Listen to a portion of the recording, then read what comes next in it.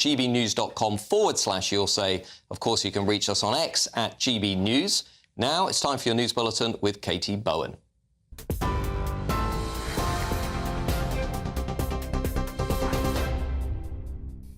Matt, thank you and good evening. Your top stories at 8 o'clock. Some breaking news to begin this evening. A member of Irish rap trio Kneecap has been charged with displaying a flag in support of Hezbollah, a proscribed organisation.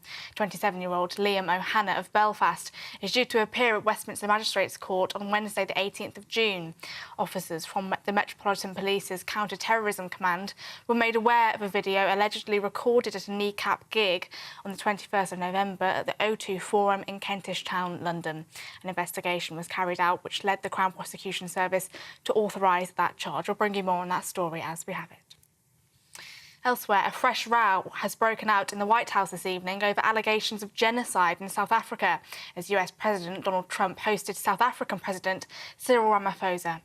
During a press conference between the two leaders, President Trump played videos relating to those allegations to confront the South African leader. Both President Trump and Elon Musk have recently claimed that there is a genocide of white farmers in Mr. Ramaphosa's country, something which the South African government denies. President Trump said in the meeting that he hoped for an explanation on those recent events. President Ramaphosa responded by saying that, quote, "Our government is completely against what President Trump described and that our democracy allows for expression." And they're a small minority party, which is allowed to exist in terms of our constitution. But you do allow them to take land. No. You do allow them to take land. Nobody can and take then when land. they take the land, they kill the white farmer. And when they kill the white farmer, nothing happens to them. No, there is Nothing happens to There them. is criminality in our country. People who do get killed, unfortunately through criminal activity, are not only white people. Majority of them are black people. And we have now The been farmers are utilized. black. The farmers are not black. We I don't now- say that's good or bad, but the farmers are not black. Well, back at home, the Prime Minister has signalled a major U-turn on winter fuel payments for pensioners. Sir Keir Starmer told MPs that the government is now reassessing the cuts it made last year after fierce backlash and poor local election results. He says he wants more pensioners to qualify for the allowance, calling it a key cost of living support. Conservative leader Kemi Badenoch has been reacting to the announcement today, saying the Prime Minister is feeling the political pressure. Well, it was inevitable. We knew this was a bad decision right from the get-go. We told the Prime Minister that in July. Conservatives have been telling him we kept the winter fuel payment for 14 years. How is it that he is letting it go? It's making pensioners vulnerable, facing a lot of hardship, and now it looks like he is U-turning, but we don't know the details. Why is he doing this now? It's because he's feeling political pressure. He should have listened to all of those elderly people and pensioners who were on the winter fuel payment who told him this was a cruel decision. Those are your latest GB News headlines. Now let's go back to Matt. For the very latest GB News direct to your smartphone, sign up to News Alerts by scanning the QR code or go to gbnews.com/alerts.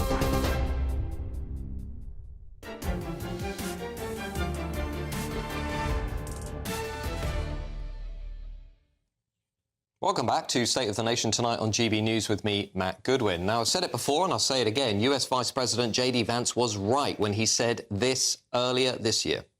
And what I worry about is the threat from within, the retreat of Europe from some of its most fundamental values, values shared with the United States of America.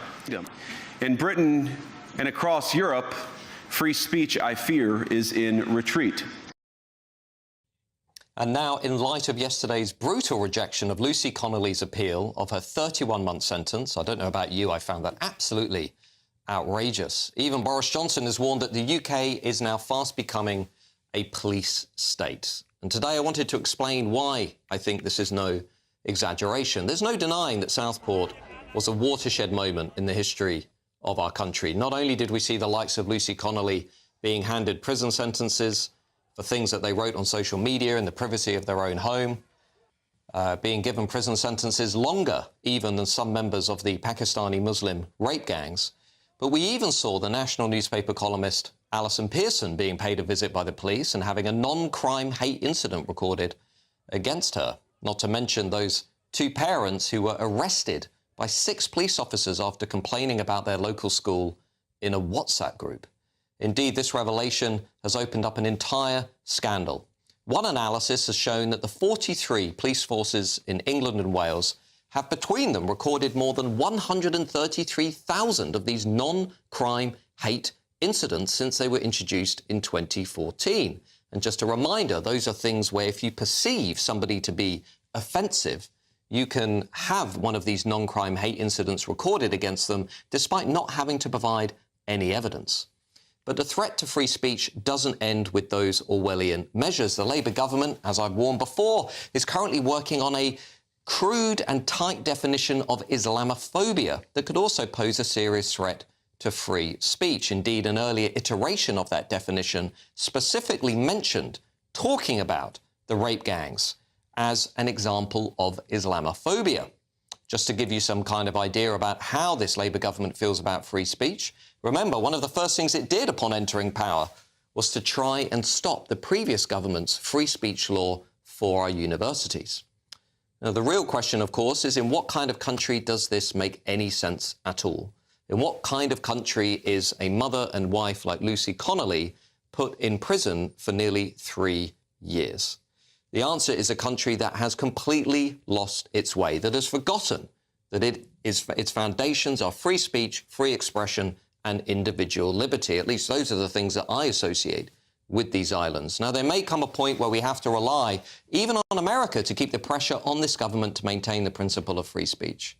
Here's a reminder of what Charlie Kirk, the prominent American commentator, said exclusively on GB News about this very issue last night. Just watch this. I'm going to try to get the U.S. State Department involved. I don't know if, what their bandwidth is here, but I'm sorry, again, I'm speaking as a citizen, not as a U.S. government. I just want to be very clear. Is this a way that a liberal democracy and an ally of the United States acts? Is this a liberal, free democracy? Asked Charlie Kirk. Well, to discuss this, I'm joined now by the chief political writer at Spike, Brendan O'Neill, one of my favourite writers on these issues and a friend of the channel and the show. Brendan, thank you for joining us. I mean, how is Boris Johnson going too far when he describes Britain as turning into a police state? And does Charlie Kirk actually have a point when he asks a question from across the pond, are we actually still a liberal, free democracy?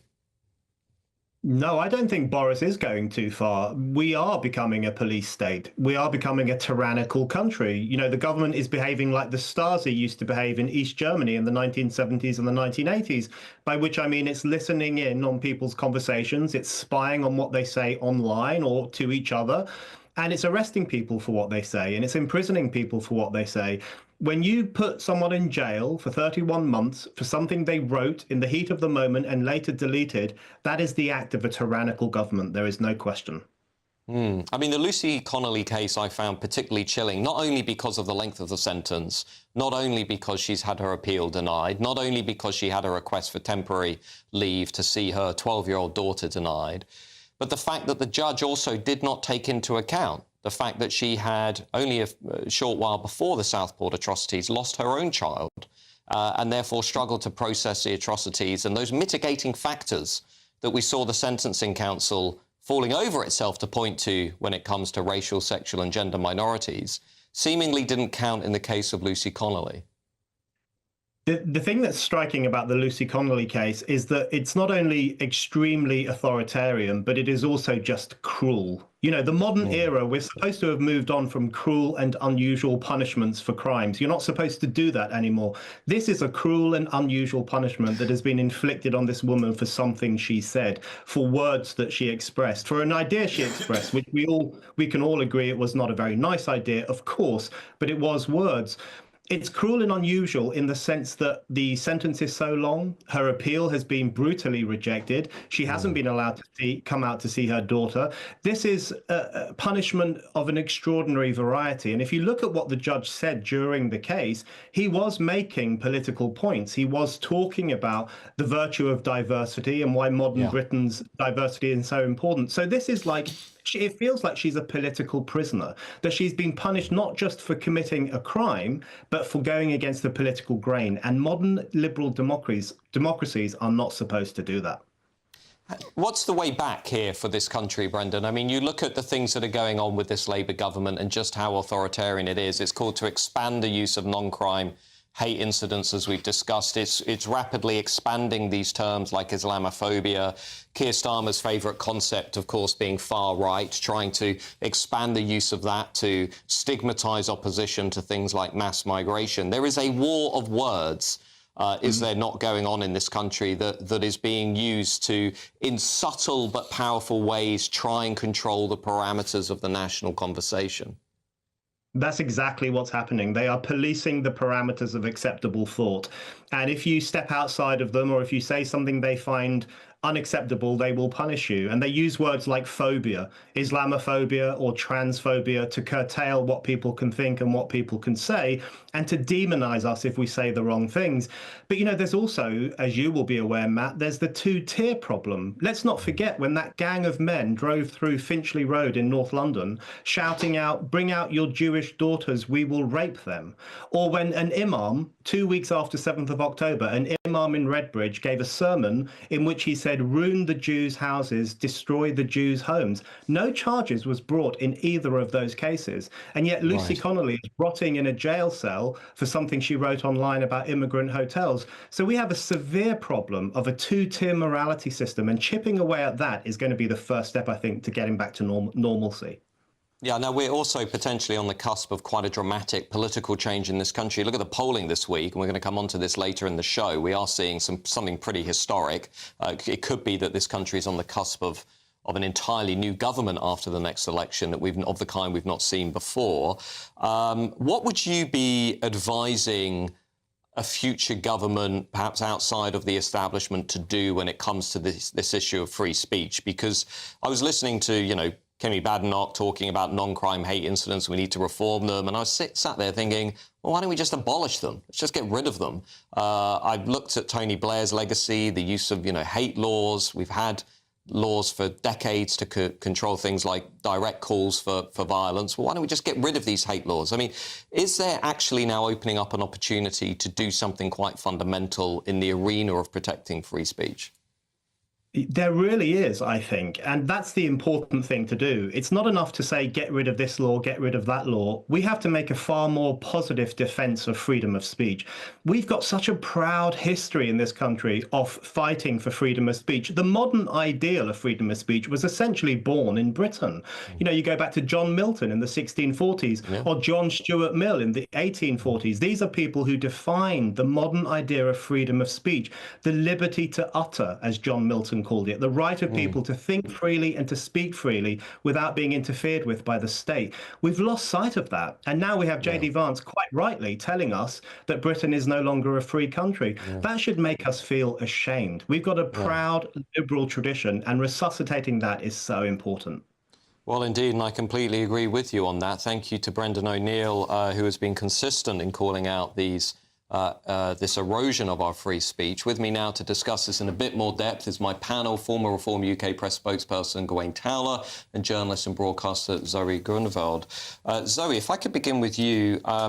Boris Johnson is saying the UK is turning into a police state. What's your instant reaction to that? I don't think so. I mean, some of the things you listed, Matt, I think, you know, there is a difference between free speech and freedom to, for example, incite racial hatred, which is what Lucy Connolly pled guilty to. Alison Pearson didn't incite racial hatred. No, but she wasn't charged for inciting racial hatred. She was visiting onto but that is how non-crime hate incidents work. They go there long. She's not got a criminal conviction as a result of this. Just person to person. I'm asking you a question. Person to person. Are you okay with police officers turning up at somebody's front door to log something against their record because they are perceived to have said something offensive? If they're not charged with a crime, but it helps with police collecting data and being able to see if there is a likelihood of an incident of violence taking place, which is what they're for. They're supposed to stop incidents of hate metasizing into violence. Then I think that is perfectly reasonable. You're okay. I actually am. Yes, I am. I'm okay. It's interesting. It's interesting. I'm fascinated, and the viewers will be fascinated too.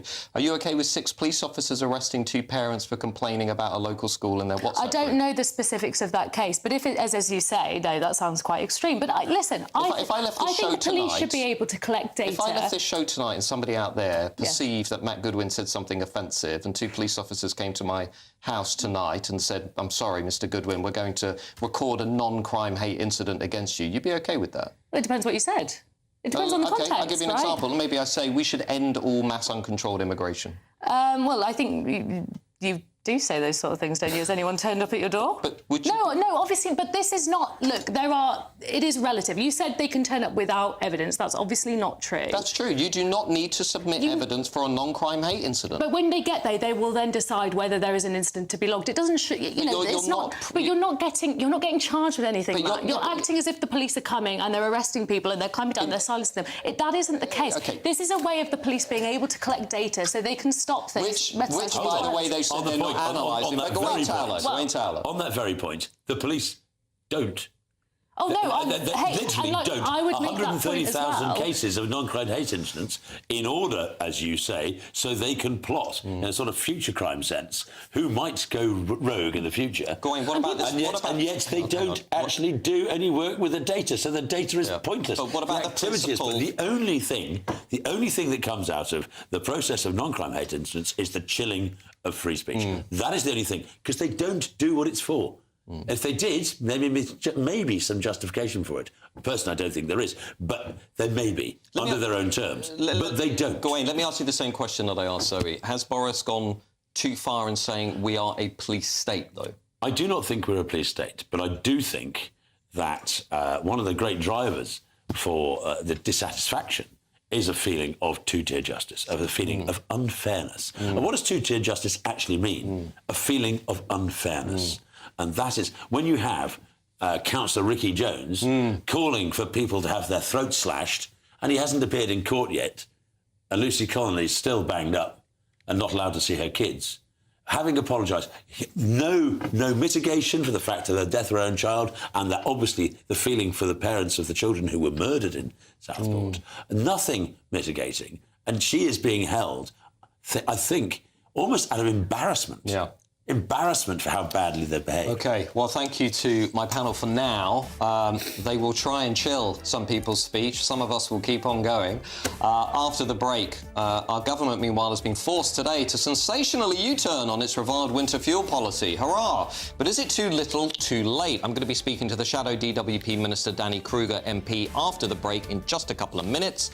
And I'm going to be looking at Donald Trump, who has sensationally confronted the South African president in the Oval Office, as he likes to do, with evidence of a white genocide in South Africa. You're going to want to see this in a couple of minutes.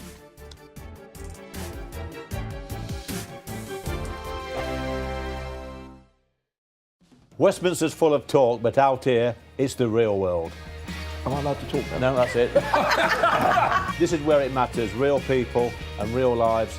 That's what politics is all about. In fact, has Trump made a good start? No. Straight answers, no spin, and just a couple of pints. How many fingers have I ever got up? About 10. So join me for Lee Anderson's Real World every Friday at 7 p.m, only on GB News. The People's Channel, Britain's news channel.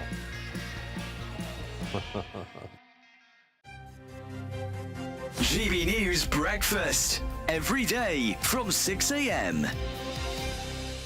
Well, joining us now is the Chief Scout at the Scouting Association, Dwayne Fields. Dwayne, welcome to the programme. Thank you for joining us. You must be delighted at the partnership with the Princess of Wales, and the video is you were in that creation. Yeah, so good morning, first of all. Yes, I'm absolutely delighted with it. The Princess of Wales has been one of our joint presidents for some time now, and hopefully that will continue. There's no reason to think it won't. And I am delighted. Her platform allows for her to really basically become a megaphone for all the great things we do in Scouting. And there's no denying it. Every single week, we've got 500,000 young people and adult volunteers meeting, and they are learning, building friendships, learning those really important skills for life, having fun, like I said, making friendships. And they're doing all of this voluntarily. And just like I am, so is the Princess of Wales. What you've mentioned there, you know, the being at one with nature, being at peace in nature, I think it's really important for young people to spend time outdoors. We recognize from all the reports, and you yourself have even spoken about it, mental health issues that we have in society nowadays. Now, this isn't the silver bullet, but I think it is part of the solution. The more young people we can get to spend time in our natural spaces, I think the better we'll be, generally speaking, when we're talking about well-being. Now, in regards to what young people do in our scout groups, it could range from cooking to map reading to model making. whatever skills the volunteer brings are the skills that we utilize in our groups. I just don't think I would suit the shorts at my age, but that's it. But there's Dwayne. You look great in the necker. GB News, the People's Channel. Hi, I'm Michelle Dewberry, and my show is your opportunity to cut through all the noise and dive in headfirst to some robust debates. Ideas clash. Situation, isn't it? No, because the failure is you're deliberately avoiding my point. Nothing's held back, And if you think this is the end of it, wait for more. and we do not shy away from the difficult stuff. Sometimes I want to shake people and say, if only you understood. So join me on Dubes and Co weeknights at 6 p.m. only on GB News, Britain's news channel.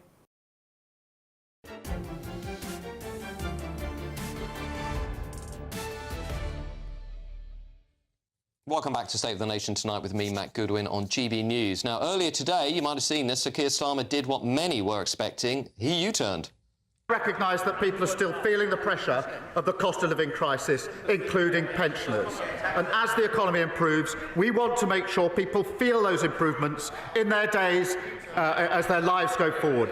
And that is why we want to ensure that as we go forward, more pensioners are eligible for winter fuel payments. As you would expect, Mr. Speaker, we will only make decisions we can afford. That is why we will look at that as part of a fiscal event. Well, well, well. Having sacrificed so much political capital for a mere £1.5 billion, it seemed only a matter of time. But with a new poll showing that 79% of 2024 Reform Party voters who previously said they'd never vote Labour are now likely to consider it, does this suggest a serious lapse in political judgment from the Prime Minister? That's 79% saying they'd never consider voting Labour no matter what. Well, to discuss all of this, I'm joined by the Shadow Work and Pensions Minister, Danny Kruger. Danny, quite the U-turn in Westminster today. Yes, it was. It came slightly sooner than we were expecting, but it was expected, and it does show what total disarray the government is in. They've clearly got major political problems on their backbenches. They've got major economic problems caused by their disastrous budget a few months ago. And so the consequence is they're trying to find savings and appease the Labour base, and they're not doing it very well. Yeah. Do you buy this argument that the winter fuel payments were the main reason why Labour lost the Runcorn and Helsby by-election? Do you think this is an accurate assessment as to why Labour have been plunging in the polls, or do you think perhaps it's got maybe just as much to do with some other issues? Well, I think it's a totem. It's a sort of representation of all of the other issues of Labour's incompetence and their failure to govern for the people who elected them. You know, they came in on a mandate of change, and so far they haven't changed anything except for the worse on the economy, on immigration, on all of the things that people rightly feel so angry about and why we got thrown out so decisively at the last election. Labour making all this worse. I mean, where I was campaigning in the local elections in Wiltshire, the winter fuel payment did come up a lot. I'm sure it came up just as much in Runcorn, and you hear from Labour MPs it came up everywhere. But, you know, and it's a big thing. I mean, it was taking quite a lot of money from 9 million of the, pensioners, some of the poorest people in our society. It meant a lot, but I think it represents a combination of economic failure and a sort of political deafness that Keir Starmer has. He can't understand the country he's found himself in charge of. I mean, I just wanted to hammer that point home, if I may. £1.5 billion by taking the winter fuel payments away, while we also learned last week we are spending £15 billion over the next decade on housing and accommodation for people who are arriving on the small boats and who have broken our laws. That's at the core of this, isn't it? That sort of palpable sense of sort of unfairness. Yeah. Yes, I think that's right. It's about the political choices that the government makes. So, I shadow the welfare department that does this winter fuel payment.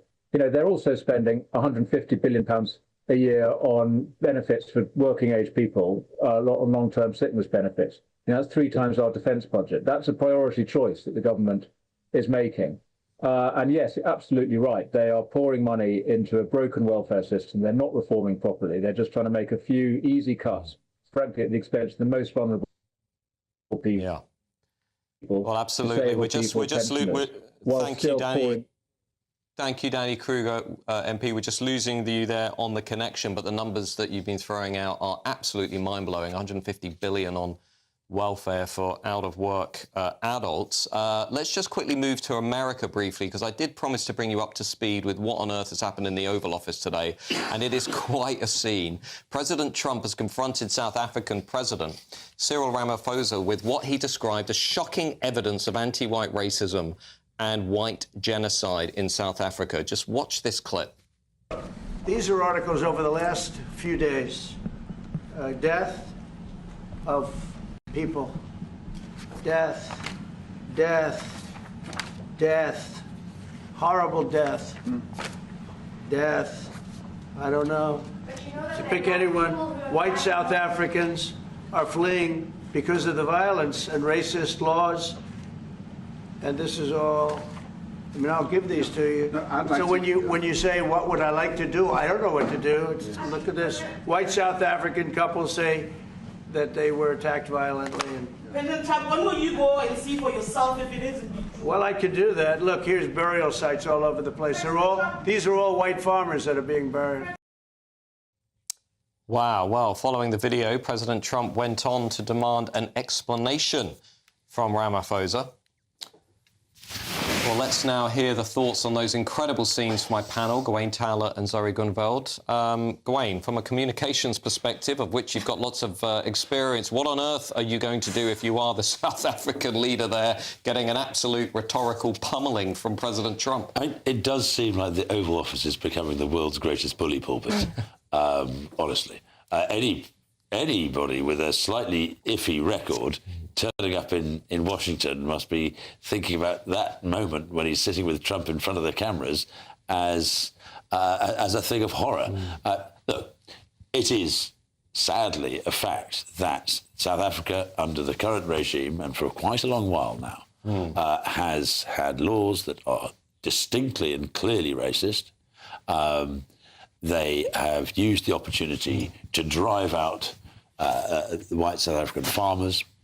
And I mean, with the chant and cheer of "Kill the Boer," this is pretty clear what's going on here. So, having refugees from South Africa going to America is hardly surprising. Yeah. So we're going to vote? Well, I just think. I mean, I just think that kind of diplomacy, trying to embarrass world leaders on the stage like that. Well, maybe that's what they need. But do you not start backstage having sensible, grown-up conversations? I mean, Trump was supposed to be an isolationist prime minister who cared about the affairs of the US. Yet he goes out and he loves to try and embarrass and humiliate world leaders, and it doesn't align with what he says he wants. And the claims he's making about a white genocide, I mean, they are unsubstantiated, they're unverified, they are denied by the leader. They're denied by they're also denied by the party that represents Afrikaans in South Africa. Who is Trump to use that kind of terminology? There's a long documented history of anti-white violence, but it is denied murder in South Africa. It's denied. Well, but there's also pointing out that there are murder of black farmers and black Africans. No, not black farmers. Sorry, isn't the point here that people who work on farms? Isn't the point here that Trump is breaking taboos? That he's using this platform to basically get issues onto the agenda that nobody else is willing to discuss. I think there are ways of doing this. There's ways of doing global diplomacy. America is a big, powerful country, and I think that it is important to, when you're trying to get your message across, you need to have grown-up discussions that do not necessarily always have to involve the media. You can escalate, that does happen, but the way that the way he bullied Zelensky, the way that he's throwing his weight around, I mean, it doesn't add up with who Trump says he wanted to be as president. It's incoherent. It's an interesting thing. The West, for many years, had an ethical foreign policy. That was the idea. We must be ethical about everything. Trump has a different sort of ethical foreign policy, where his idea of an ethical foreign policy is to be out in public and say what he believes to be the case. Now, people don't like it because it's not traditional diplomacy, but traditional diplomacy has for decades, for years, for generations, hidden the truth. Well, diplomacy is about lying for your country. He's refusing to lie. Well, thank you to my panel for now. In a moment, we're going to be revealing some bombshell new polling that proves a political revolution is well underway here in the UK. We're on the cusp of some truly historic and dramatic change. We're going to be speaking to a brand new Reform councillor straight from Durham in just a couple of minutes before getting on with that really important tribute to Patrick O'Flynn.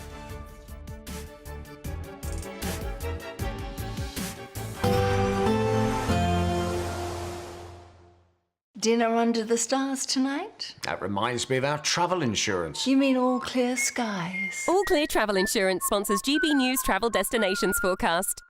There's some pretty heavy rain affecting some typical holiday hotspots at the moment, for example, across northern France into Italy, Austria, Croatia, as well as many other countries in that area. We're seeing some heavy rain leading to the risk of some flooding, even some intense thunderstorms as well. Further west, a bit drier across many parts of western Spain into Portugal, but some showers affecting the Canary Islands. Even some more changeable weather to come as we head towards the weekend. Bye-bye. All Clear Travel Insurance sponsors GB News Travel Destinations forecast. Good evening, this is your GB News weather update coming to you from the Met Office. Now we do have a bit of a cold front pushing its way southwards as we go through the next 24 hours or so. It's not going to bring a huge amount of rain as it makes its way across initially eastern parts of Scotland and then down the eastern side of England. But what it is going to bring, well, a bit more cloud for some places, like say eastern Scotland, northeast England, and a few outbreaks of rain. Some perhaps a little bit on the heavy side, but it's not looking too intense. What it will also bring though will be some fresher air coming in from the north. So overnight tonight, away from the cloudier zone where we get some clear skies, a fresh night, particularly across northern parts. A touch of frost is possible in parts of Scotland, and there could be some mist and fog patches around first thing as well. But as we go through the morning, well, across the southern areas ahead of that front, it's a bright sunny start and temperatures not doing too badly here. Cloudier and a bit damp across some central eastern parts of England. A decent amount of cloud across Northern Ireland first thing, but across the rest of northern England and much of Scotland, it's a generally fine and sunny story. However, across some eastern northeastern parts where there's a bit more of a breeze pushing in, I'm expecting a few showers to arrive as we go through the day as well. Otherwise, as we go through the day, we are going to see that front gradually shifting further southwards, still not bringing much in the way of rain. It's just that cloud that's going to push its way across some central parts of Wales into southern England as well, so skies turning a bit grey here. Otherwise, plenty of fine weather on offer, but that fresher air I mentioned does mean temperatures will be markedly down compared to today. As we then go into Friday, it is going to be a chilly start on Friday morning for some of us, but a largely fine picture generally. However, cloud will build from the west across parts of Northern Ireland in particular before some rain starts to push its way in later on. That rain then is going to become pretty widespread as we go through Saturday. Most of us will see some rain at times and also some blustery winds. Bye-bye. Mornings don't have to be tiresome, especially if you have the right company. Wake up to news as it happens, opinion and debate, and of course, a little bit of entertainment too.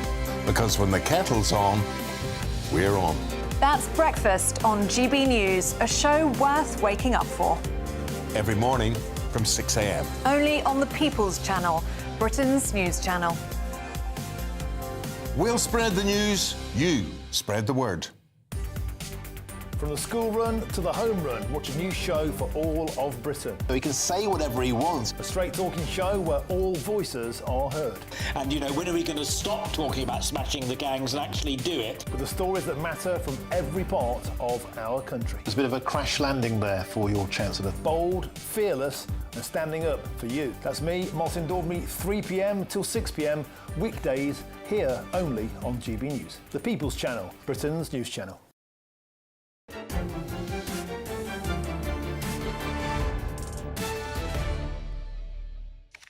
Welcome back to State of the Nation tonight on GB News with me, Matt Goodwin. We've had some of your views coming in. Wendy says delighted that Donald Trump has raised the appalling issue of racism against white South African farmers. Ken says that the South African leader claims he doesn't know anything about the memorials to the 6,000 white farmers that have been killed in South Africa.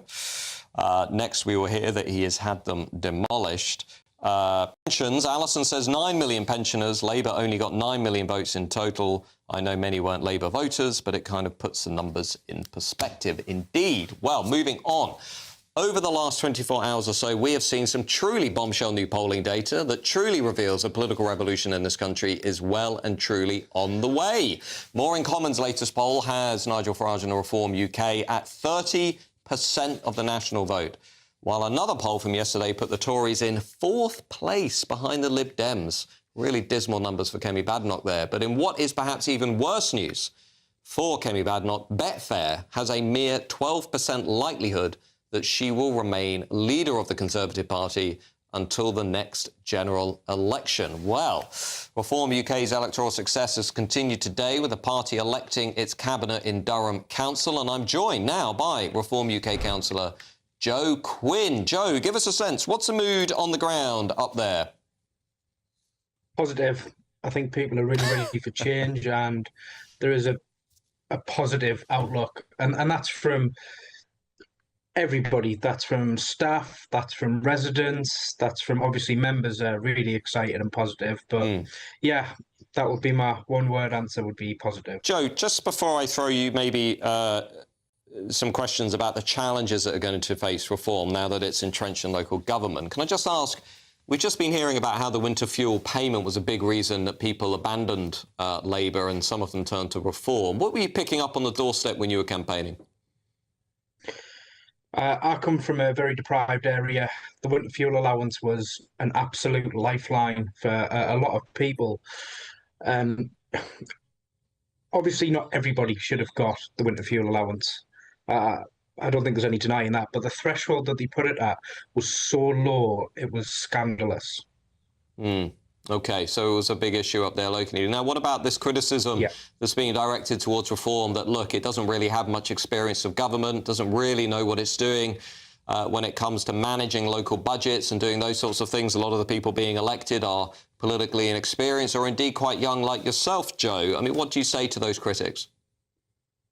First of all, maybe experience has been the problem. You get people who are set in their ways, not interested in changing, diversifying. Look, the people we've got here in County Durham, who we've all been getting on and getting to know each other, the people we've got here come from a manner of different backgrounds. A lot of them are business-based. A lot of them have lived, excuse me, lived real life in the northeast. So, yeah, my argument would be maybe experience has been the problem for a long time. Well, that's Jo Quinn joining us right there, brand new local councillor. I'm joined here in the studio by my panel, former Reform UK spokesman Gawain Towler and journalist and broadcaster Zoe Grunwald. Zoe, the polls, we're seeing some pretty historic stuff, 30% for Reform. I remember pollsters used to say to me Nigel Farage would never get above 15%, and here he is doubling that. Labour are down sharply on 2024's general election, and the Tories are nowhere to be seen, really, 16%. How sustainable do you think this is for Reform and Nigel Farage? Well, I think there's, before people get too excited, I do think there's a few things that could unpick Reform. There is always the possibility that Labour manages to deliver and make voters happier, which, I think there's reasons to be doubtful about that, and I obviously hope that they do turn some of their policies around and they do try and make lives better. But I think also, Nigel Farage... Keir Starmer could turn it around, don't you think?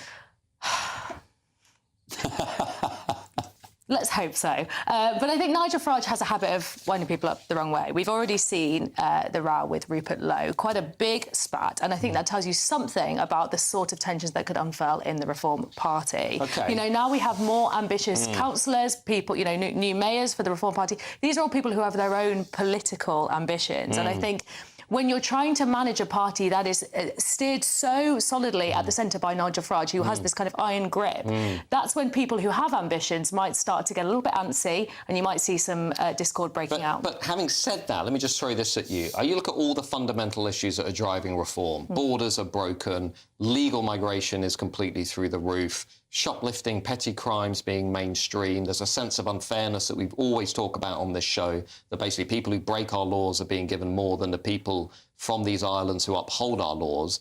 None of that really is going to change this side of 2029, is it? Well, I mean, I think we have to wait and see on some of Labour's policies. They've only been in government for what? Small boat crisis is getting worse. Is it to 10 months? There's a German Shepherd dog that came over today in a small boat. A German Shepherd dog. I've read the article. Yeah, I'm glad he was treated well. But I was going to say, I think there are delivery issues here, and I think if Labour can make life slightly better, you might see some voters returning to the party.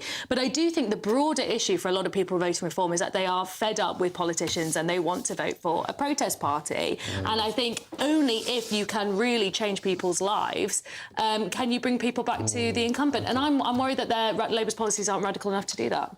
Gwen Towler, Zoe does have a point here around the biggest potential problem for reform is internal. It's whether the party can handle the pressure. And you know the party better than most. Let's be frank, there are internal challenges. There is always going to be internal.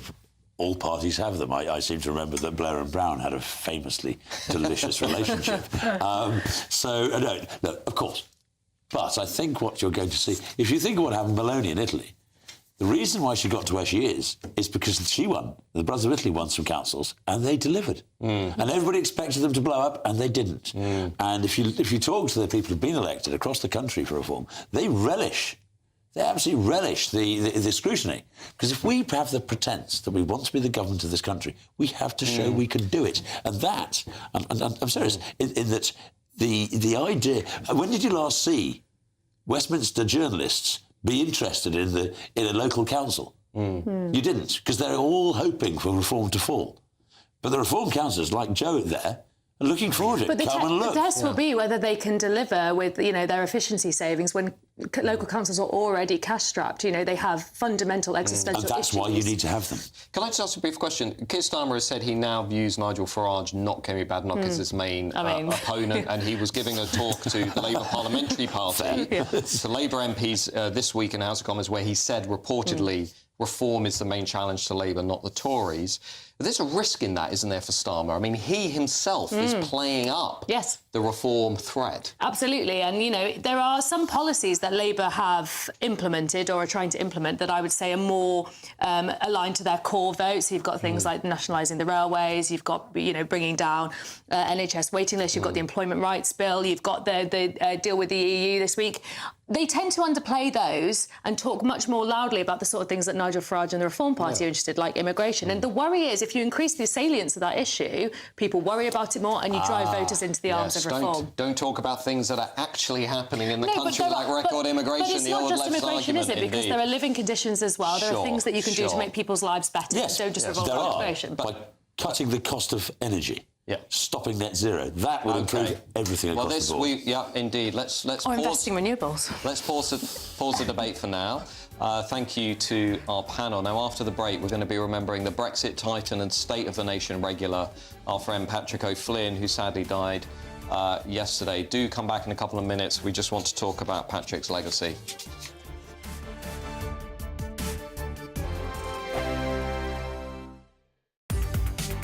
From the school run to the home run, watch a new show for all of Britain. So he can say whatever he wants. A straight-talking show where all voices are heard. And, when are we going to stop talking about smashing the gangs and actually do it? With the stories that matter from every part of our country. There's a bit of a crash landing there for your Chancellor. Bold, fearless and standing up for you. That's me, Martin Daubney, 3 p.m. till 6 p.m, weekdays, here only on GB News. The People's Channel, Britain's news channel. Exciting news. Every Friday, my Patrick Christie's Tonight Show is going to have a twist to it. We're welcoming some special guests. You. That's right, on Fridays I'm going to be doing my show in front of a live studio audience because this show is about you and what you have to say. It's going to be the same big debates, same big topics, same big opinions. But every Friday night at 9 p.m, you are invited to come on down to Patrick Christie's Tonight to be a part of the action. Only on GB News, the People's Channel, Britain's news channel. Hi, I'm Michelle Dewberry, and my show is your opportunity to cut through all the noise and dive in headfirst to some robust debates. Ideas clash. Situation, isn't it? Because the failure is... You're deliberately avoiding my point. Nothing's held back. And if you think this is the end of it, wait for more. And we do not shy away from the difficult stuff. Sometimes I want to shake people and say, if only you understood. So join me on Jubes and Kerr weeknights at 6 p.m, only on GB News, Britain's news channel. Join me, Nana Okoye, for an informative, interactive news programme with a difference. It's fun. No, he didn't say that, Dave. I'm so surprised. I think there's an element of truth to that. Join me from 3 p.m. every weekend, only on GB News, Britain's news channel. Good Afternoon Britain isn't just about us. The wonderful thing about this programme is it's about everyone watching. It's an interactive programme. Well, there absolutely is something to see here, and we're going to be talking about it more. Whether it's breaking royal news, please bring us up to date. Or indeed a particularly punchy speech in the House of Commons. Very, very curious. We bring it to you live, and then we bring you live reaction as well. That's Good Afternoon Britain, weekdays from midday. Only on GB News, the People's Channel, Britain's news channel. This is Britain's Newsroom, where your voice matters. It's just astonishing. With expert analysis and honest opinion, we don't just keep you informed. We bring you unique perspectives you won't see anywhere else. Can't argue with any of that. When the news happens, it happens here. On Britain's Newsroom, weekdays from 9:30 a.m. Only on GB News. In the GB Newsroom, we bring you the news as it happens. With our team of dedicated journalists across the UK, we're ready to keep you up to date with what's happening every half an hour, every single day. Bulletins here on GB News, the People's Channel, Britain's news channel.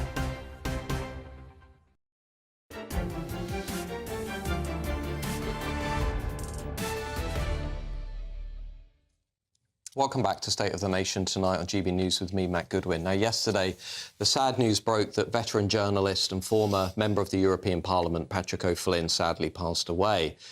But Patrick wasn't just a journalist, a politician and regular on State of the Nation. He was also instrumental in the campaign for a Brexit referendum.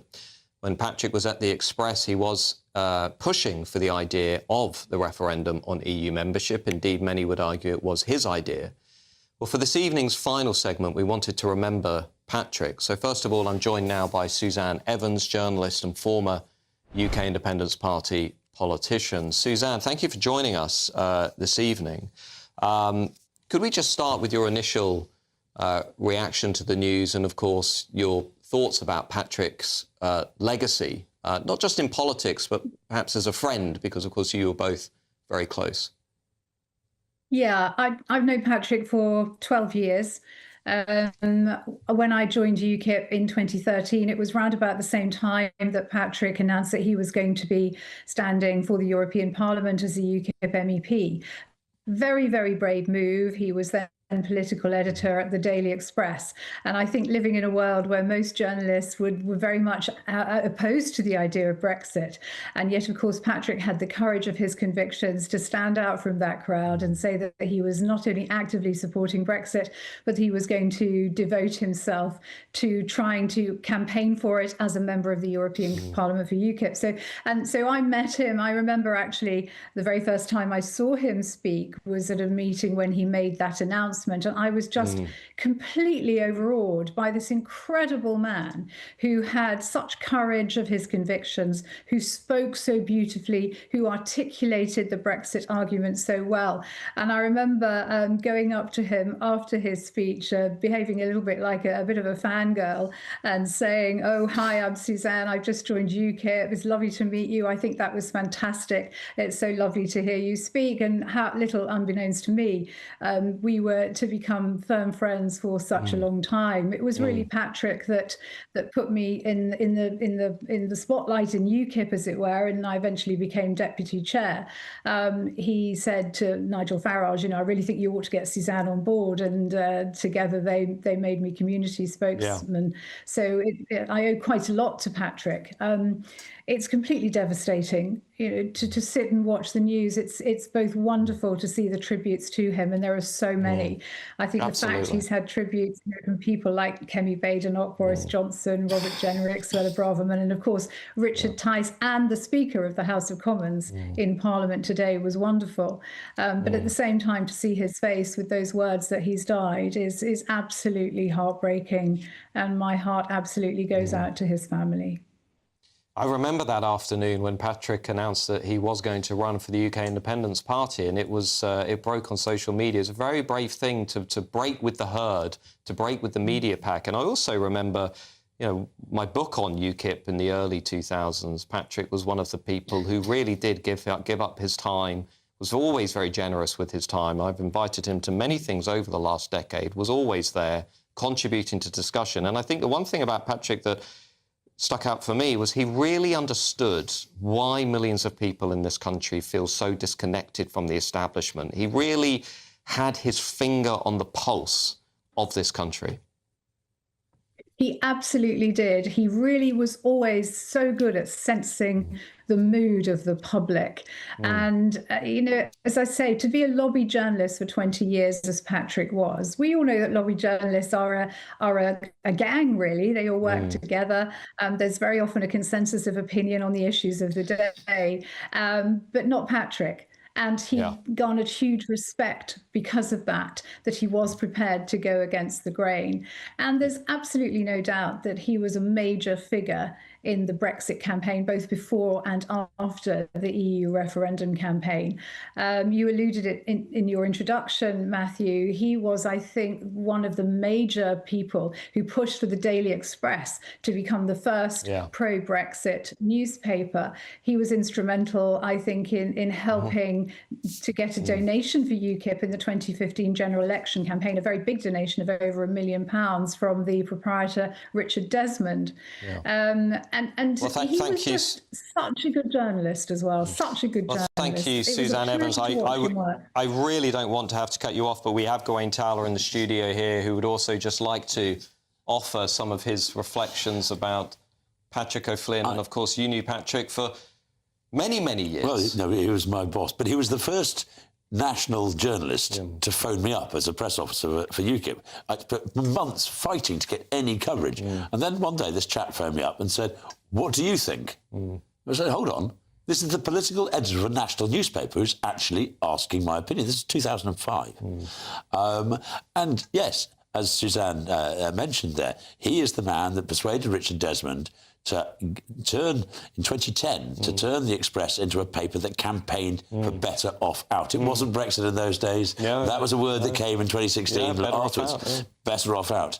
And then, at that Frimley meeting, when he turned up and basically said what he did. But most importantly, he's also the first journalist to notice the red wall, to say, stop talking about the middle classes, look at the red wall. It wasn't called the red wall then, but focus on the Midlands, focus on the industrial heartlands. He was the first man to spot that change. Well, he was indeed. His writing, of course, was absolutely on the money. I always read everything that Patrick wrote and produced. He was ahead of the curve. And indeed, his influence and legacy will be noted by historians to come, particularly when it comes to that big Brexit moment. And as a friend of our show and a panellist, we'll miss him very much, as I have no doubt his family will as well. And we offer our condolences to Patrick's family. Thank you to Gawain Towler and Suzanne Evans. Up next, after State of the Nation tonight, is Alex Armstrong, who is standing in for Patrick Christis. Alex, what is coming up tonight? Thanks, Matt. Yeah, we've got a massive show for you tonight. First up, there's some concerning developments happening in a city in the UK. They are developing migrant camps. Can you guess what city it is before we go live and talk about it at 9 p.m? I'm also going to be digging into this brewing potential Labour civil war on taxation. We've got loads more coming up to, including the Chagos surrender deal, which looks like it's going to be signed tomorrow. Trust me, you're not going to want to miss this show tonight, and we'll see you after the weather.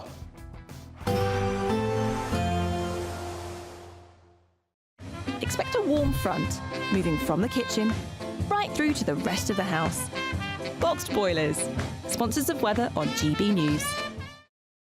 Good evening, this is your GB News weather update coming to you from the Met Office. Now we do have a bit of a cold front pushing its way southwards as we go through the next 24 hours or so. It's not going to bring a huge amount of rain as it makes its way across initially eastern parts of Scotland and then down the eastern side of England. But what it is going to bring, well, a bit more cloud for some places, like say eastern Scotland, northeast England, and a few outbreaks of rain. Some perhaps a little bit on the heavy side, but it's not looking too intense. What it will also bring though will be some fresher air coming in from the north. So overnight tonight, away from the cloudier zone where we get some clear skies, a fresh night, particularly across northern parts. A touch of frost is possible in parts of Scotland, and there could be some mist and fog patches around first thing as well. But as we go through the morning, well, across the southern areas ahead of that front, it's a bright sunny start and temperatures not doing too badly here. Cloudier and a bit damp across some central eastern parts of England. A decent amount of cloud across Northern Ireland first thing. anything, but across the rest of northern England and much of Scotland, it's a generally fine and sunny story. However, across some eastern northeastern parts where there's a bit more of a breeze pushing in, I'm expecting a few showers to arrive as we go through the day as well.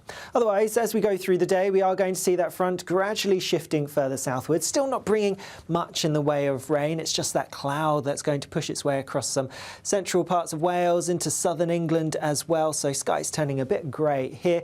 Otherwise, plenty of fine weather on offer, but that fresher air I mentioned does mean temperatures will be markedly down compared to today.